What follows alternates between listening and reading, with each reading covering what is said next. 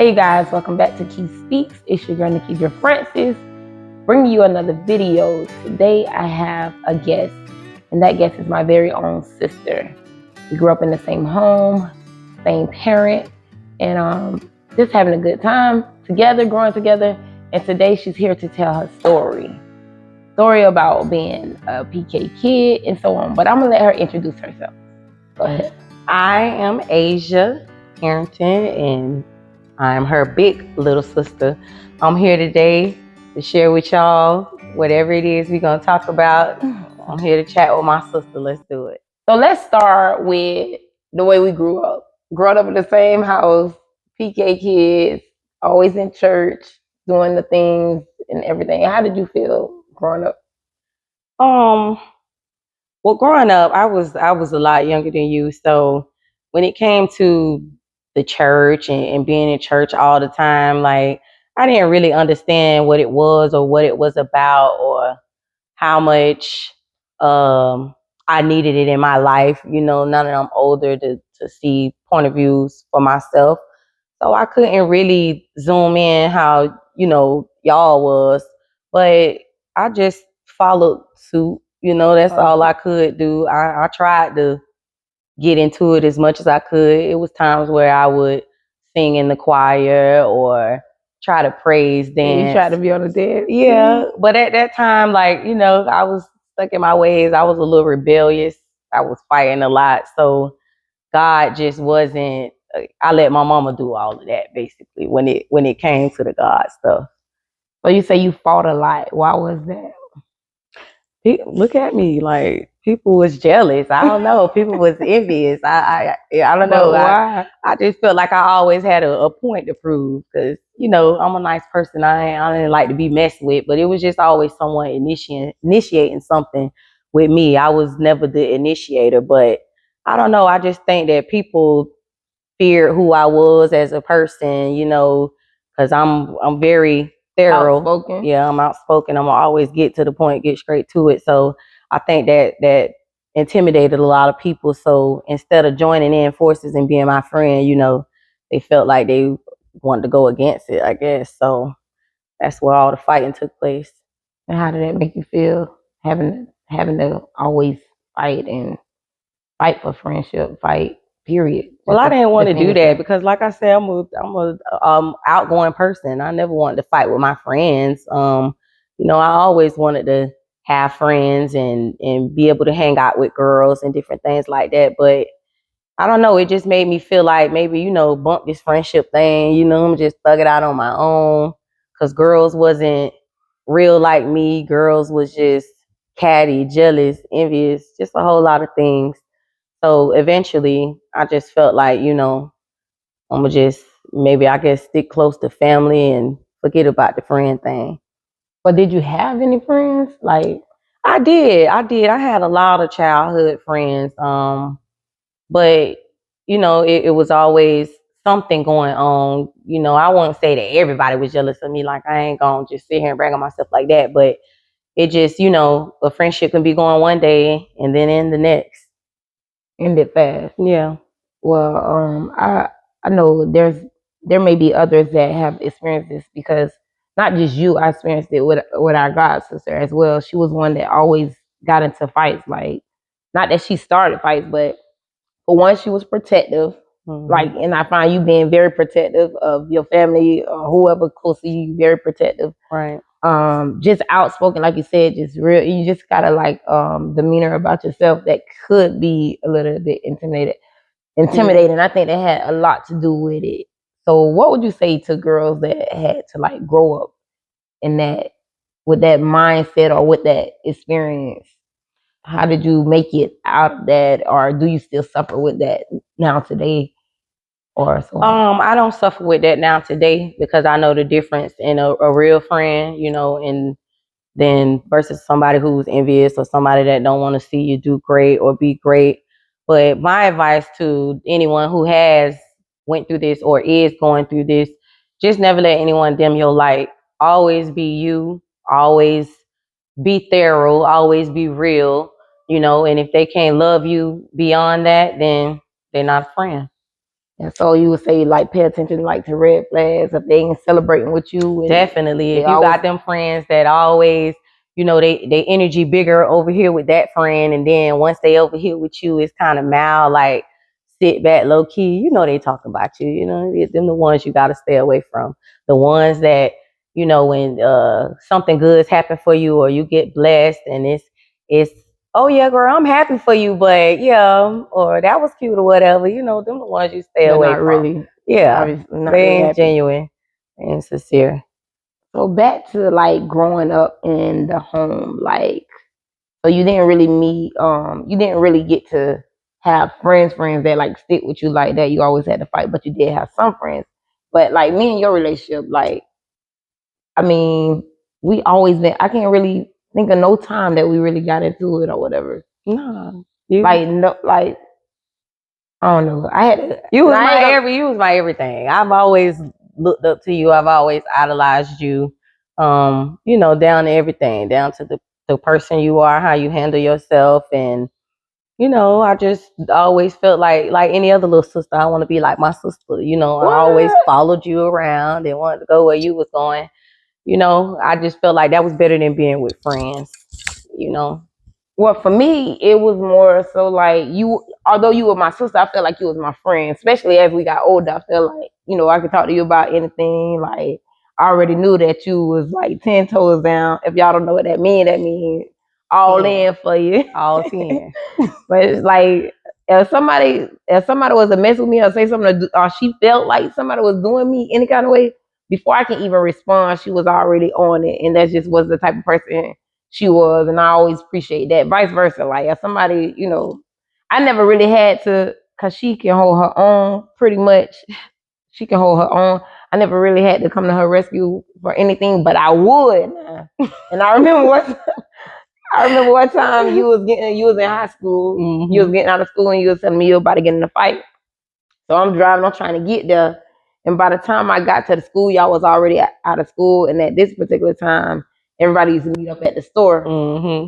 And at that store, and I was trying to get there, and I end up getting to a light, and I happened to look over at the corner store, and I see like a bunch of people. I had to put the car in park right at the light and jump out to go see what was going on. Like it was not going down. Eventually, I went and got a car or whatever, but it was already a wrap when she got there, basically. Yeah, these kids these days, listen, but she was on that. She can hold her own. I thank God for giving her that ability. Yeah. Or when I'm not there, you know.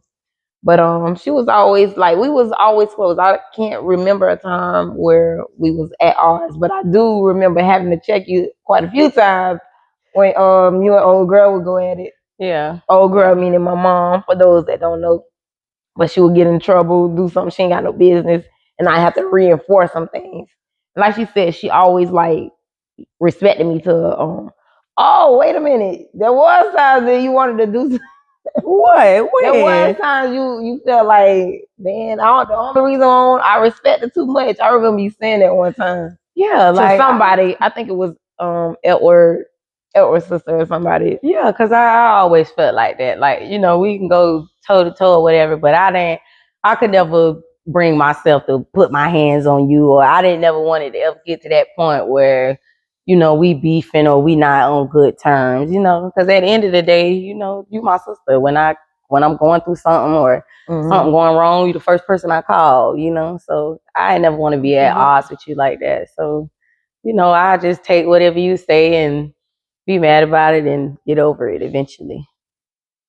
So would you say there was anything that you expected from me growing up that maybe I didn't fulfill, like any expectations you had of me that I could have done or could have did better that could give you a better life or a better start, a better, you know, support?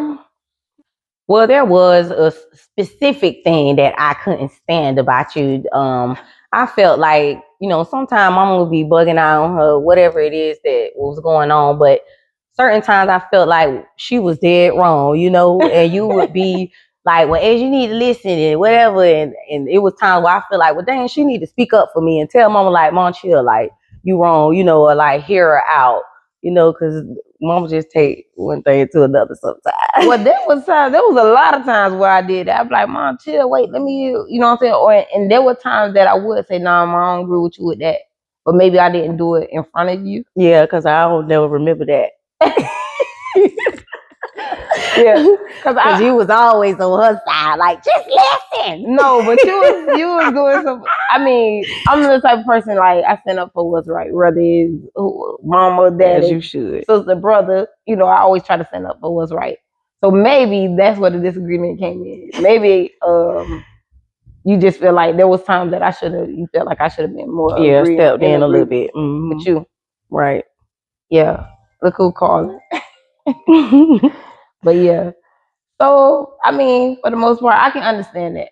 Because I'm sure we have 2 other sisters, and they grew up in the house, and I'm sure they feel the same way, or they feel the same way now. Yeah, like, yeah. Because, you know, I'm like a co-parent, really. You got, I'm like a co-parent. You got mom. Mama put you in we everything. Got a single mom, and like we in this together. I got her back, you know. So, yeah. And just trying to raise you guys like the best way and the best ways possible. So, get it. So when you would feel like that, like, was it like you just would feel like that and just let go? No, it was frustrating. You know, it probably was times where I would feel like I didn't want to be there, or y'all tag teaming on me, like, man, bump this junk, man. Like they in cahoots with each other, bro. I ain't on that, you know, like it has been those times, but you know, like you get over things and you move on. It wasn't never nothing that I was mad about for forever or months at a time. So it was never nothing that like kind of affected you feel like affected you as in your adult life. It was certain situations sometime, just being honest, like just how you and mama relationship was. You know, I had certain points in my life where I felt like, well, maybe mama loved her better, or, you know, because that's what her attention at, or, you know, she not focusing in on me and my schooling, or, you know, things that was going on with me because, you know, she was focused in on you, you know. So I had those type of thoughts. I had all kind of crazy thoughts, like feeling out of place, you know. But you know, I don't know.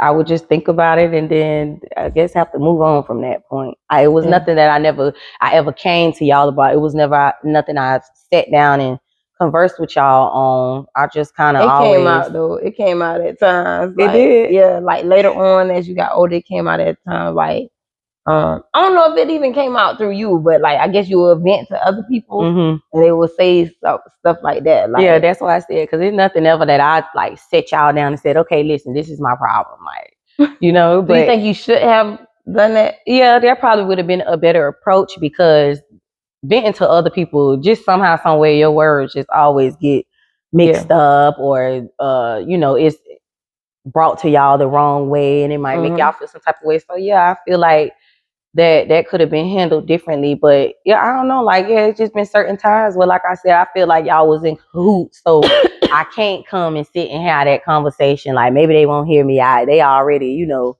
feeling how they feeling. So they ain't gonna listen to what I'm saying. So it just felt better, I guess, to vent to other people, you know. Yeah, but when you do that, like when you like, even the Bible talks about if you have a alt or an offense or whatever, you go to that person. And it's important that you go to them and communicate, you know, how you feeling, so they can, for one, reassure you, and maybe they not, you know, saying paying attention or focusing. But when you go outside or you vent, and I'm not saying that it's not okay to vent to your friends or another family member or what have you, but if you never let a person know your expectations, you don't give them the opportunity to fix it or to, like, you know, work towards that. And then it comes off as a complaint.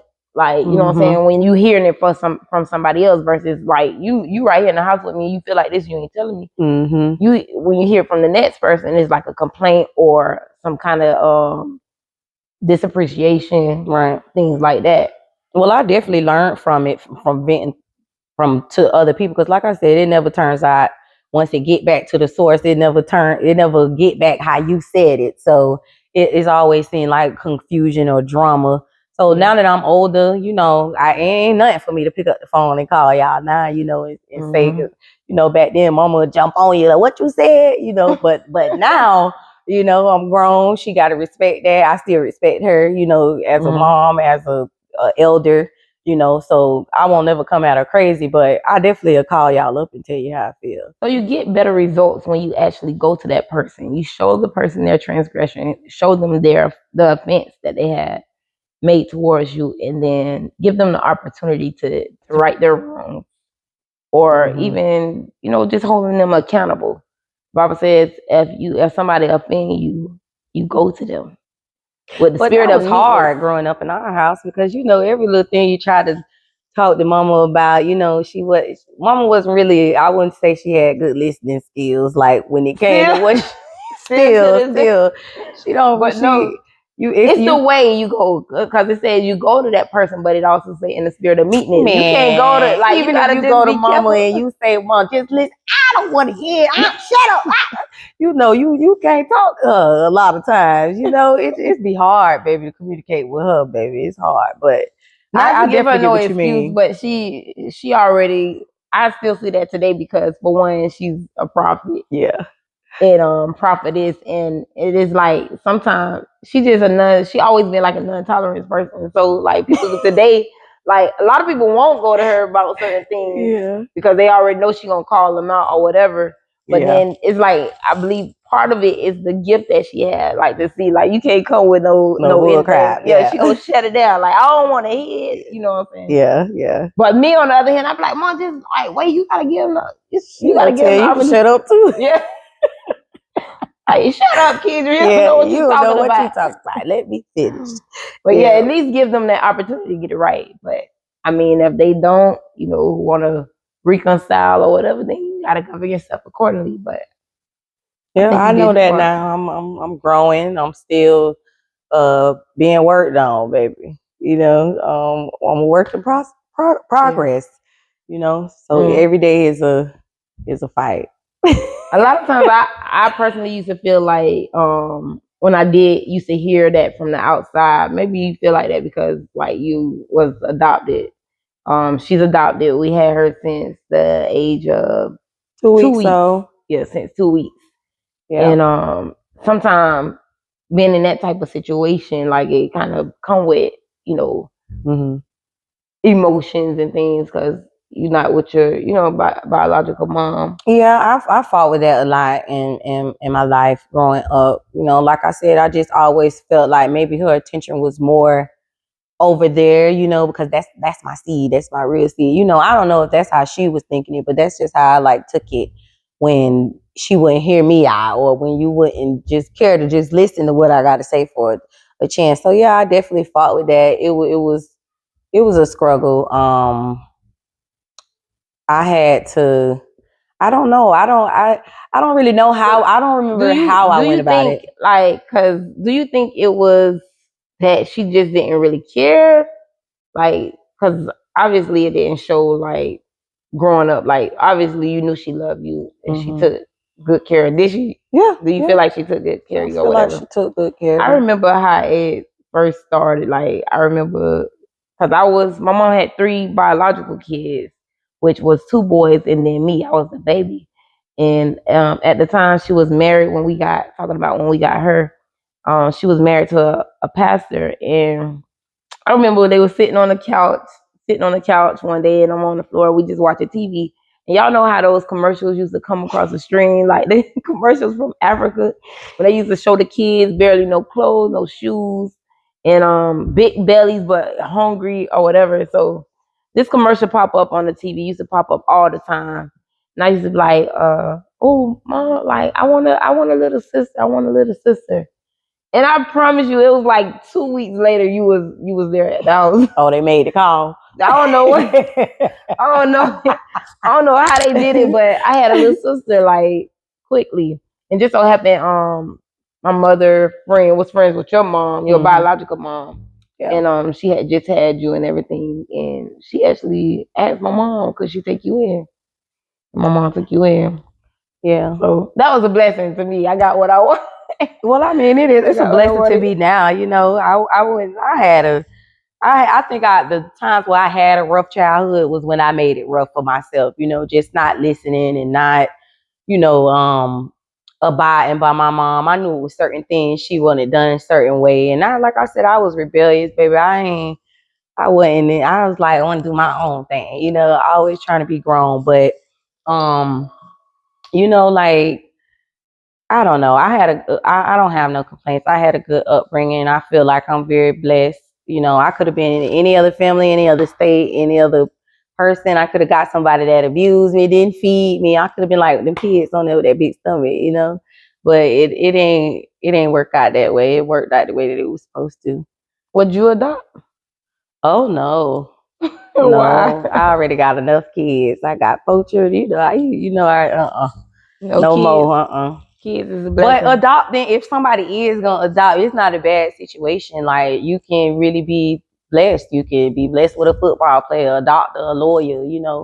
I'm not against adoption. I already had all my kids that I'm gonna have. But if you looking to adopt, it's nothing wrong with that. Kids are ultimately a blessing, and if you going in it with the right mind to love the child and take care of the child, probably there's nothing wrong with it.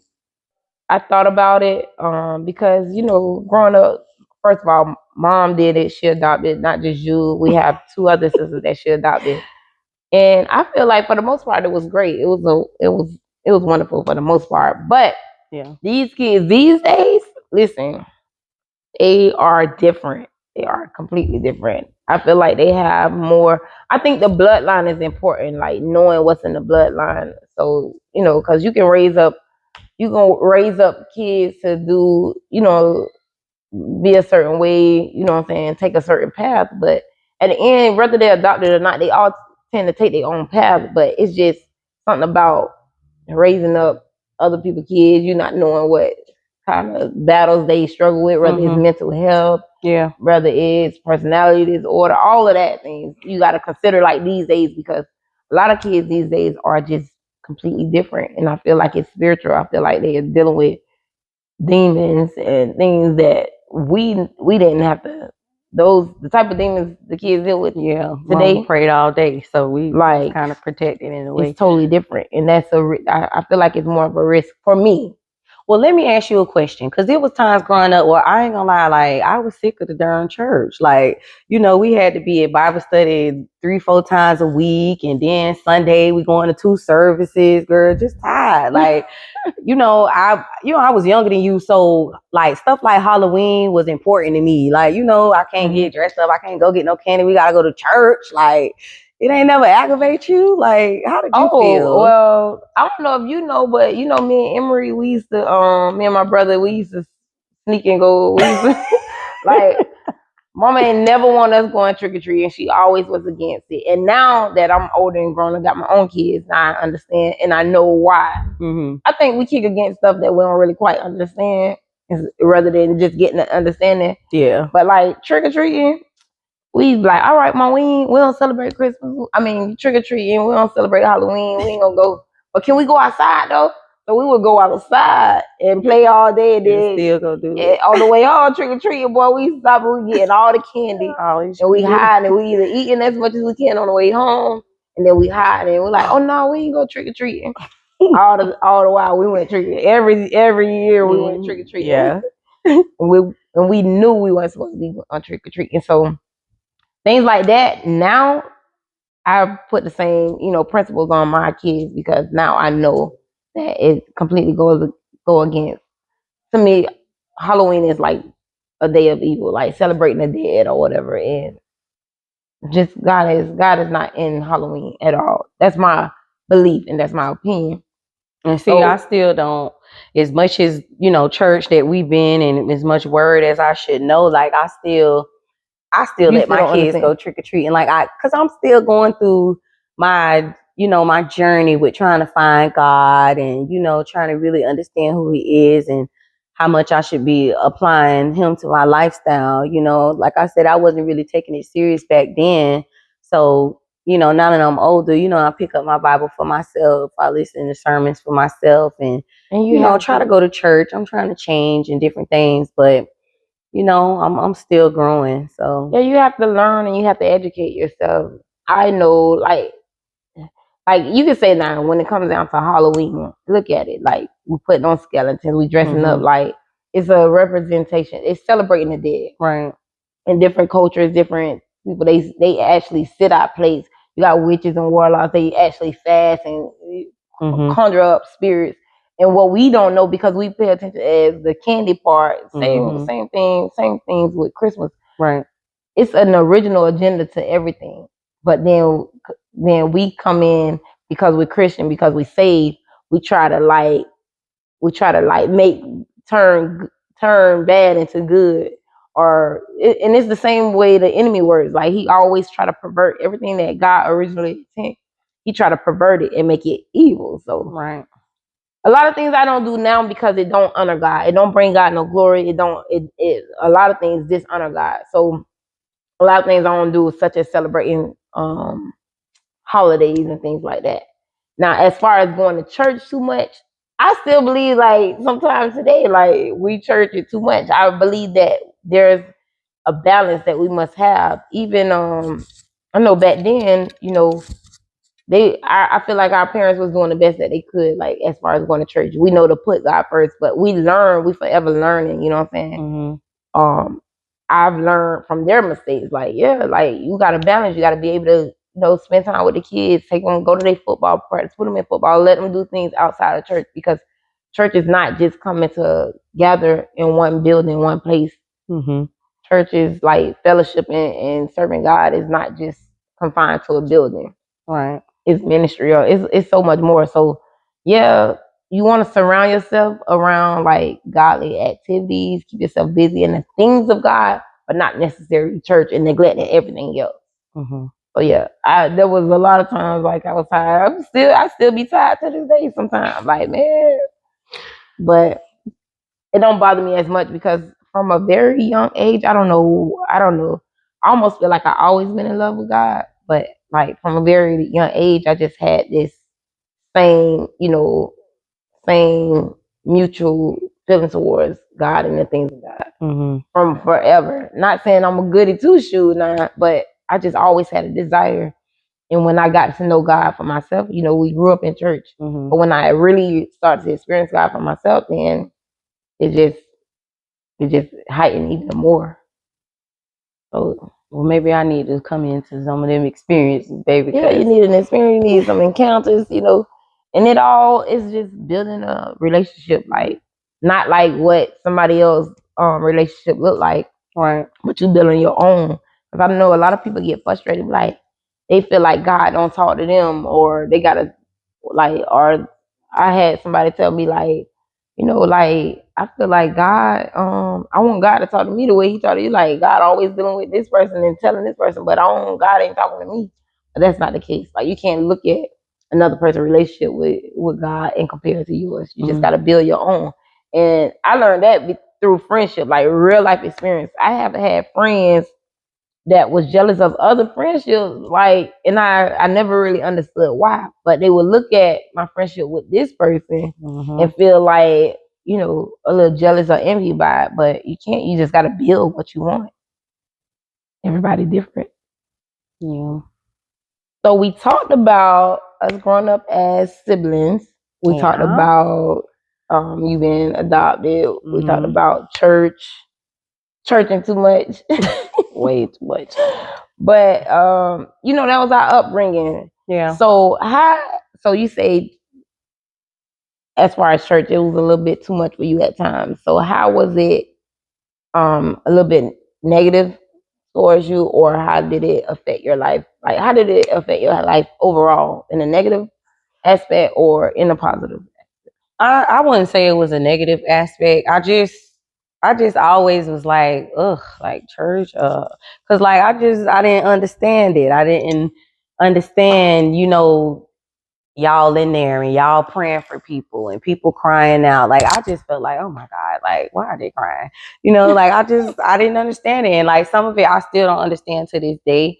The only way that I can like, which probably is bad, but like when I go through things or whatever, like that's when I find myself like crying out to God. And then that's when I try to run to him more, which I know I can't do that, you know what I'm saying? But like, I just always felt like scared to let somebody pray for me, and then I fall out, like, you know. That's man, that sound like a little fall out of the flow, you you know. shame. You don't want to be looking like Yeah, a little bit shame, but I don't think it was a negative impact though. I always know the Lord now for in my own way, you know. I know tons of gospel music. Like, I ain't just saying I was a little devil or whatever, but but yeah, it's still things that I'm growing to understand about God and who he is, and you know how he always with you, you know what I'm saying? And I apply God to my life every day. You know, people might not think it. They might not be like, girl, ain't worry about it, you know. But I do. I apply God to my life, and you know, I love the Lord, and I'm really most grateful, you know, that I was placed with mama, and you know, was able to have that upbringing where God can be close to me, because I feel like a chosen one. You know, I'm always blessed. I'm forever blessed. So I feel like they have to do with my mom too, because I know she still pray for me to this day. You know what I mean? I always know when things go wrong, I'll be all right because I got a praying mom. You know what I'm saying? And then once I put my 1-2 in and I pray a little bit too, you know what they say, two or three gather together. Go ahead, you doing?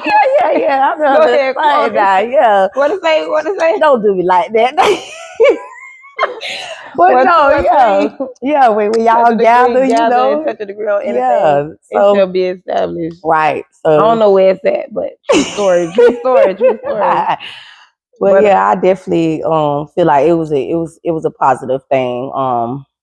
You know, and I'm like I said, I'm still growing. I'm still day for day. For me, faith is the greatest gift that I know. Faith comes from God. God said that he gives everybody the measure of faith. Like, so everybody, even atheists, can't say they don't believe, they don't have no faith. You believe because God gave everyone the measure of faith, like a measure of faith. And I feel like believing in God, thank God that our mom believed in Jesus Christ, because I feel like that's a true and living God. I feel like it's the greatest gift that she could have given. And yeah, because baby, I done had to, I just had to have faith for real. Like, I just went through a breakup, you know, after a very long time. It was from, you know, all my kids are from the same guy, you know that. But you know, when it was finally time to separate and break away, like, I had to have that faith. I had to run to God. Like, it was nobody else I could run to, because I felt like if I was gonna come up out of this, you know, that's the only person that's gonna help me and get me through it. So yeah, my nights. You had attempts before, right? You had attempts to come out, but it was something always, like, when it came down to family, it was always something like he had you thinking. Yeah, you know, I don't know. I guess he just, you know, wanted me to love him, and only him. It's always been like, I felt that it was times where he would try to like isolate me off. Oh, your mama don't, you know, or your sister don't, you know what I'm saying? But I feel like it ain't all men, but some men try to do that, you know, when they want to have that amount of control, or, you know, they don't want you to really love nobody how you love them. So yeah, they poison your mind. So yeah, like, I had to really, you know, reach in and call out for God. You know what I'm saying? So you say he would tell you things like your mom don't love you, your sister them, they don't care for you. Yeah. But did you like solely believe it, or did you know that it was a lie and kind of just wanted to stay, like, just wanted, you rather, like, how can one tell you something like, how was that? I had believed it in certain situations, like it might have been something I needed from mama, and maybe, you know, she didn't give it to me right then and there, and I feel like, well, dang, if it was Keidra, you know, she probably would have, you know, get it done. But you know, and then that's when he come in. Well, I told you not to ask her, because you know they don't care about you anyways. You know, I'm the only one here for you. You know, so that was just his mentality. And then eventually we was together so long, so it did start to rub off on me. I did start to think negative and believe that you know, that maybe y'all ain't really care for me like that. I'm adopted anyway. You know, they you feel me? So yeah, I did feel like that certain times. Yeah. Yeah, so it wasn't all just it wasn't all just him telling you that. You somewhat believe it as well. Yeah, I had started to believe it. My mind had got a little poisoned. So when did you start to realize that, you know, maybe maybe everything he said ain't true? Like, when did you? I started to realize it because it became isolation through friends as well. You know, it wasn't only y'all. It would be, oh, your friends ain't this. Or then, you know, like, well, dang, you gonna say this about everybody? Nobody mean me no good but you. You know, make it make sense. But that's when I started to realize. And then once I started to disconnect from that situation, and, you know, I started to pray for the spirit of discernment, you know, so God show me if they is for me, if they do love me, you know what I'm saying? Because I don't know right now. You know, it's looking kind of shaky. So, I had to get up out of that, man. I had to get up out of that completely because it wasn't good. And I allowed it, you know, I enabled it in to a certain extent. But yeah, that's when I started to realize it. Once I start to disconnect and know that, I don't want to be here no more. You know what I'm saying? Because I know that it is people out there that love me. I know that my mom, my sister, you know, some of my friends, they did love me, you know. So besides the fact of, okay, you know, he's telling you that your friends ain't for you, ain't nobody for you or whatever. Besides the fact of that, how like, what made you start to wake up? Like, you just got tired of the behavior? Like, what caused you to wake up? Like, not just because you can know and not know, you can see, and then it was definitely the behavior, but I began to have a feeling like on the inside, like it started to mess with me, like, dang, girl, like, you gonna just keep taking this, you gonna just keep letting them kick you all on the head, you know, like this, and walk all over you like a rug. And I just started to realize, like, you know what, like, I'm better than this. Like, I'm a real good person, I'm a real good woman, I'm a real good mom, you know. And when you know that you done put your all into a person, you know what I'm saying, and you ain't getting nothing back, you know. Help me understand this. Now, growing up as a kid, and even like teen years or whatever before you got to adulthood, you was always fighting. Like, you stood your ground. I don't understand how strong women, strong-minded, strong-headed as you are, can take physical abuse. Like, how was that? Like, did you feel like, I really can't understand it. Like, I just fought with it because I felt like, okay, like this, I had all the churn from like this, okay, I'm stuck, you know. I felt stuck in a sense. Like, dang, I gotta be here because where else I'm gonna go, you know? So yeah, I've always been headstrong. It was different, like, cause it's different from just, I guess, a friend or acquaintance, you getting into it with somebody on the streets, but it's your baby father, so you felt like you had some kind of like I had to just, you know, make it work. Yeah, I gotta make it work for the kids. A lot of people like stay in situations because of the kids. It was the kids, but I was a little dumb too, you know, because I like I said, I put up with way too much, you know. So it was me enabling the situation too.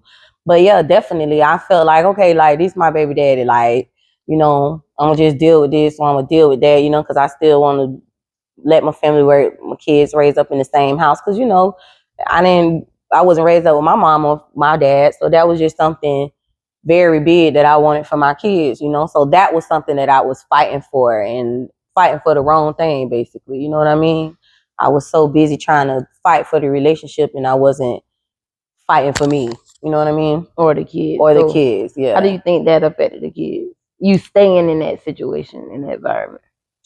I don't know. Like, to be honest. Or do you feel like it affected them at all? No, because kids don't see no wrong. They love their daddy. You know, that's not just my baby daddy, but anybody's kids. You know, the baby daddy could do however, treat you however, and the kids still love their dad. So I don't think they ever was affected until it was time to depart. You know, that's when they became affected, because, you know, they was used to having both of us from when they came up until when we decided to go on our separate ways. So that's when it starts to affect them. Well, I don't believe it had. You probably don't see the way that it affected them now, because they're still young. They're still like they're still very young. Your oldest is what, 12? They're about to be 13. Yeah. Yeah. So you probably don't see the effect now, but like growing up in a home where there's like that type of violence and that kind of going back and forth, it can sometimes later on in life affect them in their relationships or whatever. Mhm. Like you said, kids always love their dad. I remember me myself growing up, and when I did get to be around my dad and his wife, she treated him basically like a dog on a leash, and like had for real, like she didn't want us around. Like I just looked at her as like this evil person for whatever reason. She didn't want him to have nothing to do with us. And then when he did have us around, it's like he talked to, like she was like the man, like she talked to him like the man him do this, do that. Like it was like a dog on a leash. Yeah. And how it affected me now, it like made me lose kind of respect for him. Like dang, where your backbone? Of course, I didn't do anything about it then, but it did have a lot of effect on me. And it's like to this day, it's like, dang, like you know, let this now you emotionally, you know, yeah, stable. Like now you highly emotional, and so you just got to be careful, like choosing. Like I believe we as women have to choose in our mind, like how we have to consider our kids more, like.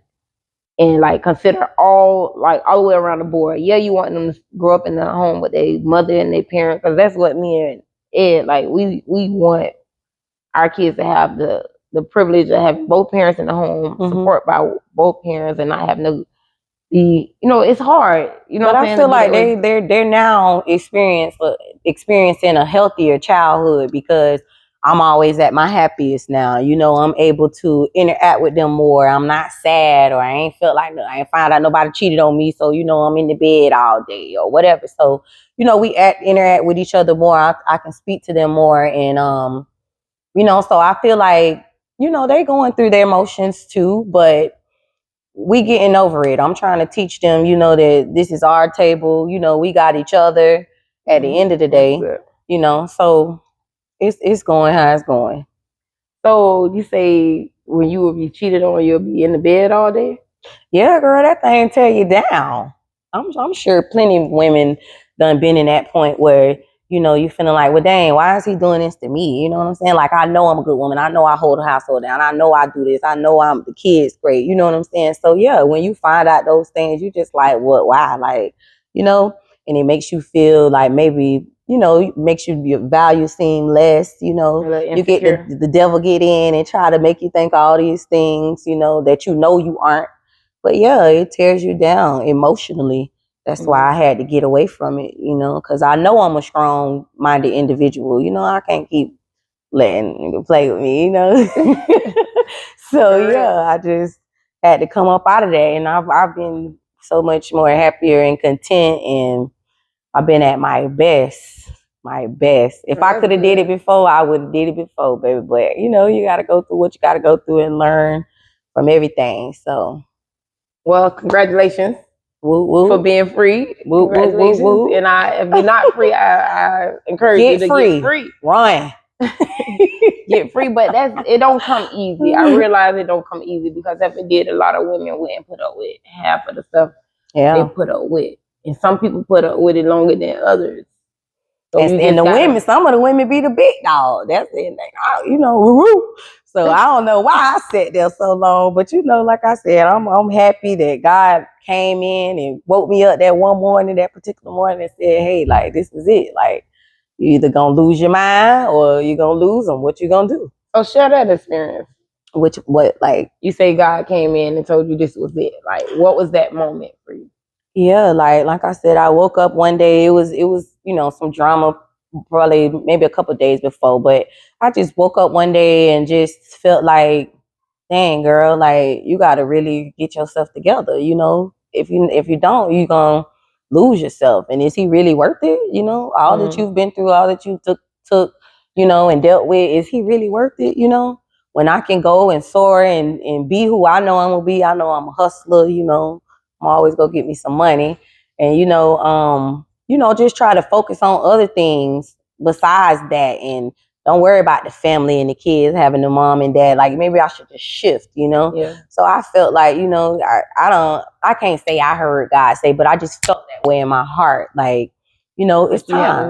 They say what they say, when a woman's fed up, ain't nothing you can do about it. Yeah. So I guess that was your fed up moment. Yeah, and there that was wasn't my- nothing you could do about for it. So now sure. that you're free, what is it like being free from that, or from being in a toxic relationship with your kid's father, trying to hold on to that to the point where you feel like you couldn't get away from it?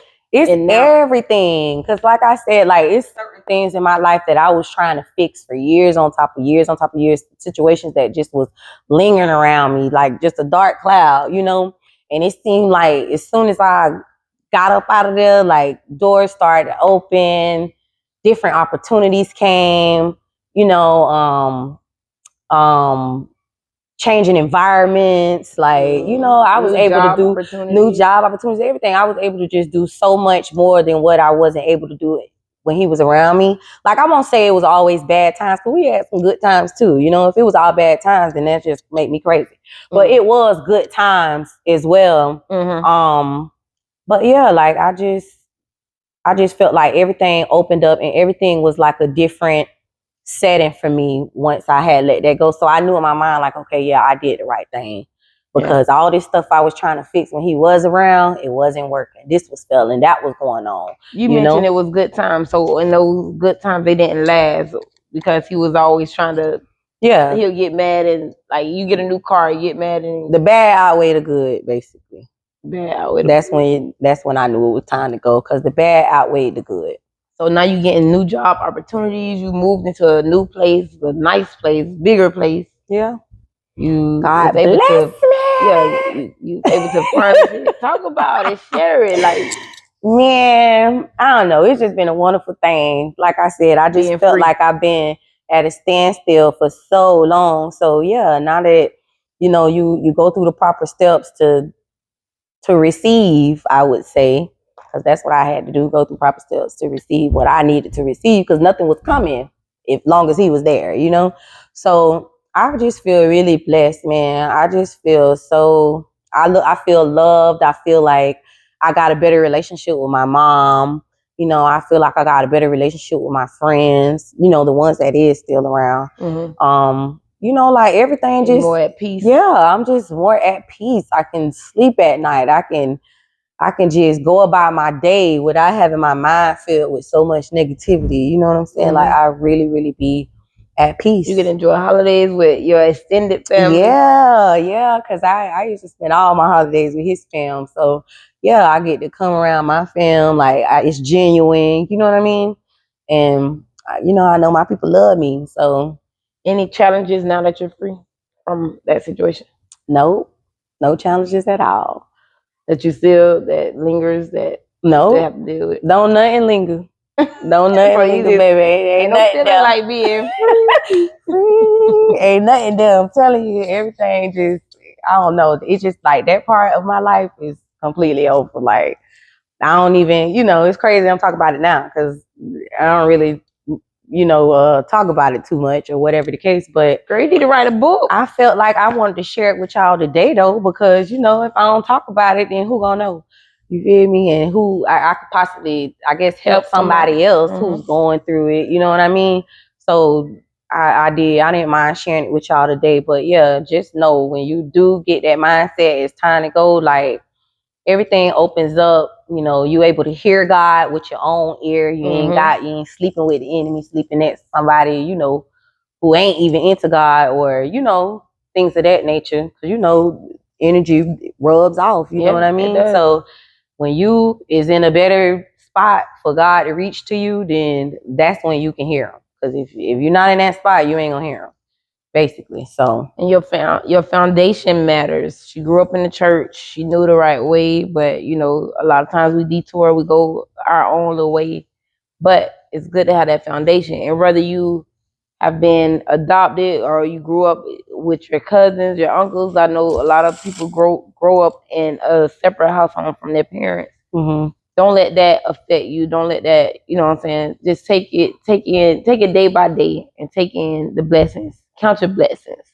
Yeah. And if you ever in a situation, you know, that ain't right, get out of there. Get out of there. Through the strength out of there. Through the help of God and the strength of God.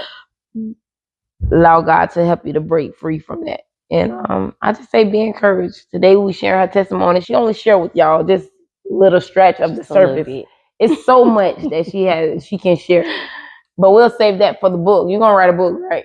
I'm thinking about Your it. testimony. You Think about should, it. because Amazon, Kindle, all that stuff. yeah, I witnessed a lot, but it's for her to tell. So till next time, y'all, be blessed, be encouraged. Thank y'all for hearing Love my y'all. sister's story. Until we meet again, make sure you like, share, and subscribe to the video. See you till next time.